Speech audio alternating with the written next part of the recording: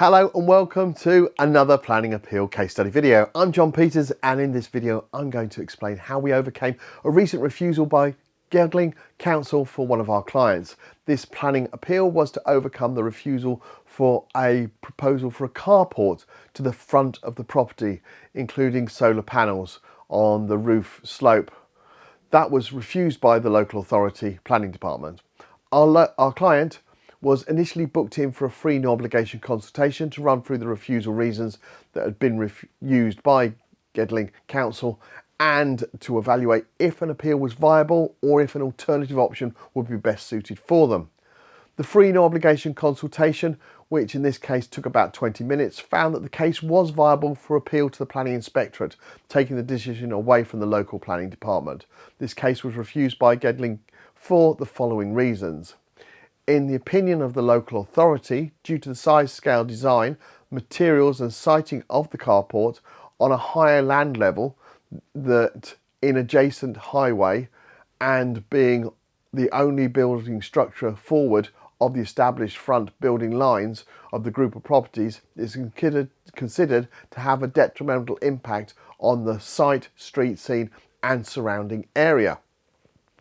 This appeal was mainly subjective, with the exception to the location forward of the building line and it being high level. These points are complicated on the argument side. It's not unusual for us to find a number of errors though in local authority planning officers' decisions. These errors do help support the appeal cases. We do suspect the increase in these errors recently has been caused by cutbacks at local authorities and unprecedented increases in workloads that are piled on and the reduced numbers of planning officers that are available to complete them. Many of you are repeatedly stating to us that during the no obligation planning appeal assessment that you had little or no correspondence throughout the application process, and the first thing you knew was receiving the refusal notice from the council. And in some cases it was when we actually sent you a letter. With planning appeals, experience matters. Our specialist appeals team, who handles over 2.5% of all planning appeals in England and Wales that are currently produced and submitted, start by producing a comprehensive and robust appeal statement that in this specific case covered 17 pages, just over 4,400 words. It's important to detail in the appeal statement where the local authority failed in their assessment of the case and how and where possible both local and national policy applies in favour of the appeal. Additionally, if possible, bringing in similar cases that the Planning Inspectorate found in favour of for this appeal. Obviously, with the back catalogue we have of wins, we're able to use these cases and what the inspector said in them as additional argument to support the case we're working on. Recently, we had a client state that a competitor had said that they produce their appeals from our wins.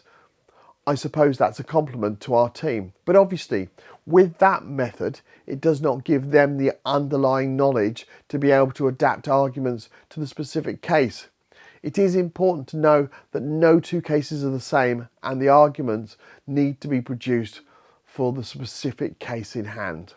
Once an appeal statement is completed, we send the document to our client asking them to check that they are happy for us to submit the case. If we need to add any additional information that the client may have forgotten previously to supply us with, it's done at this point and the case is then submitted. It's vitally important that all documents and responses are submitted on time throughout the process, as failure to do so will result in the appeal not being successful. Something we hear about often when people attempt an appeal for the first time. Always ensure you use a professional who has considerable experience of appeals. It's worth asking them for some recent planning appeal case studies like the ones you find on our website. Due to the large number of cases we represent, we have a dedicated team that liaises with the Planning Inspectorate on a daily basis.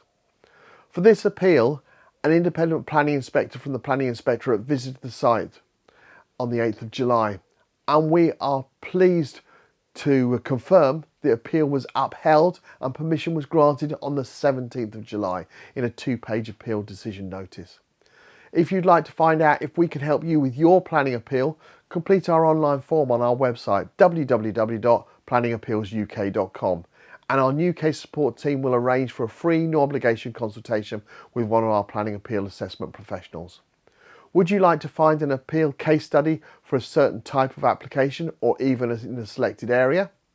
We have so many, and not all of them are published or filmed, but that does not mean we cannot show you what you're looking for. Ask our planning appeal assessment professional during your free no obligation consultation.